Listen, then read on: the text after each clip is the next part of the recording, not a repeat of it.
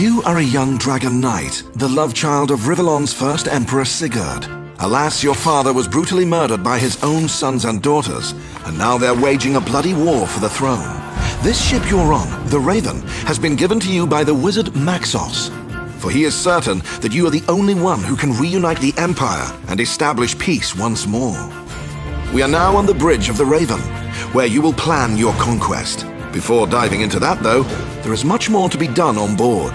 So, let us proceed to the throne room, where the Council gathers to address important political, economical, and sociological problems. You are an emperor after all, not a mere warlord out for gold and glory alone. I was dangling millions in front of you. Each decision you take influences your empire in a variety of ways, be they of a political, military, or other sort of nature. Speaking of the military, if there's something you don't want to neglect, it's the bids and requests of your generals. Their influence on the battlefield is not to be taken lightly. Have a sherry to calm those nerves. In the Queen's quarters, decorated according to her tastes, you can have a chat with your wife. What this chat will be about depends on which princess you choose to marry. As Queen of the Realm, she has to contend with all sorts of dilemmas, and it goes without saying that political sensitivities, too, tend to lurk around the corner. You only need to take a look at the Rivellon Times headlines to see how well your policies are being received. On to the engineering bay, where you research new units and upgrades. Equip your dreaded juggernauts with imp bunker busters, for instance, and lay waste to entire bases at once. Or perhaps you appreciate a bit more subtlety, in which you could opt for your Zeppelin's cloak ability, which will let your army slip behind enemy lines unseen.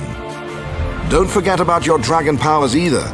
You may be a mighty creature from the start, but being able to cast destructive spells like Pillar of Flame, or turning the tide by charming key enemy units, is not to be spurned.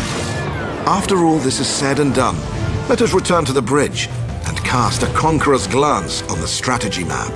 The strategy map is your key to victory if you make your moves wisely. Other than building armies and moving them about the map, there is a great variety of things you can do that influence the Empire as a whole. For instance, you can erect buildings that increase your gold and research abilities, or recruit mercenaries to even the odds. Several strategic tricks you can play come in the guise of cards. These allow you to do fun stuff, like sabotaging your enemy or giving yourself unfair advantages. Inevitably, combat will be in the offing, though you can choose to let your generals or the Imperial Army do the dirty work for you. Nothing beats spreading your wings yourself and leading your troops into battle. On the battlefield, it is imperative to build resource citadels to secure a steady influx of fresh recruits, which you'll need to create an army. Units are produced in structures like battle forges and aero factories. All that's left now is to obliterate the enemy, unleash the destructive prowess of the Devastator, direct your bomber balloons towards the advancing foes, watch on as your ironclads torpedo enemy ships and pluck airborne adversaries from the sky. Or watch on no longer and take to the skies yourself. Heal injured troops, engage enemies on the ground and in the air. Show them you are the dragon and finish them off with a well-placed Eye of the Patriarch. Glorious. If you want to go for a quick fix, you can play skirmish battles against AI players, try out new strategies, or see if you can beat the insane mode. There's even a custom campaign mode which features a fully randomized storyline. Once you are familiar with the game rules, why not try your hand at LAN or online multiplayer battles? You can of course play skirmish matches, but the multiplayer takes on a whole other dimension when you play a campaign with or against others. You can even change the game rules to your liking.